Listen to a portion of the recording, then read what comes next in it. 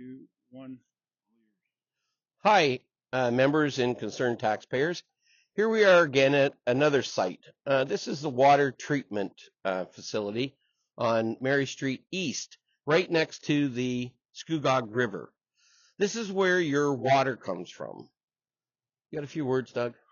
Water is actually, it's a low flow river. It comes from the Scugog, Lake Scugog down in Port Perry, and it's a spring fed river, spring fed lake, and it runs north. A lot of people are confused and they think that it runs south, but it runs north. Very low flow. And in its travels, it picks up a lot of contaminants, pollutants that all end up here in the low flow river that is then drawn in through the intake pipe into the water treatment facility, where they add the chlorine to make it drinkable and usable for the town of Lindsay here and all the 30,000 people currently that live here, which is destined to expand to over 80,000 people in the near future through growth and build outs. So we're quite concerned, aren't we, Doug? Yes, very much so.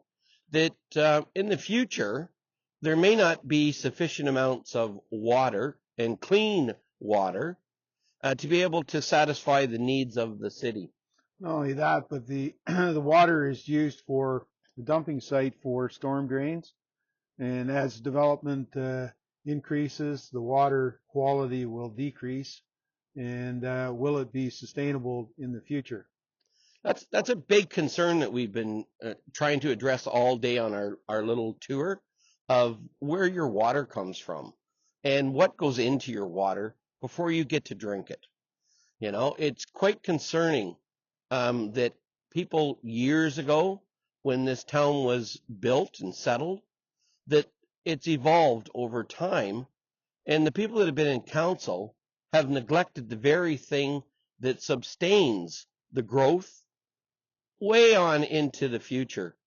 If we don't have a source of reliable, clean drinking water, this place will die.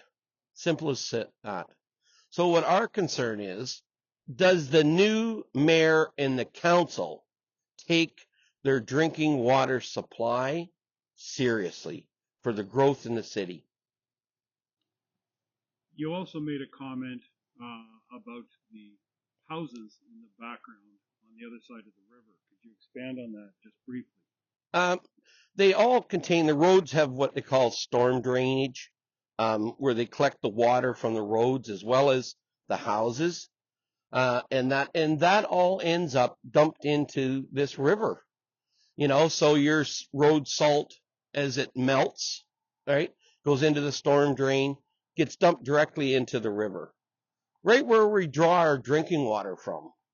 I'm really amazed, if not shocked, Doug? Yeah, exactly. You know, that the Ministry of Environment hasn't gone all over the city for all the violations, oceans and fisheries. You know, I believe it's contributed to the lack of fish, good fish in our lakes over this period of 20 years, maybe a little longer. So if we don't stop and correct all the wrongs that have been done to the river and our lakes, we're going to be in a very sad situation come maybe 20 years from now, Doug? Yes. Like, we're not going to have any water that's drinkable because it's so contaminated. It's almost like the Love Canal in the U.S., what happened there, that here was a whole city and had no water because of people dumping into the water to get rid of it, just using it for a garbage site. They said that Lake Erie would never be polluted. We'll take a look at it now. All right.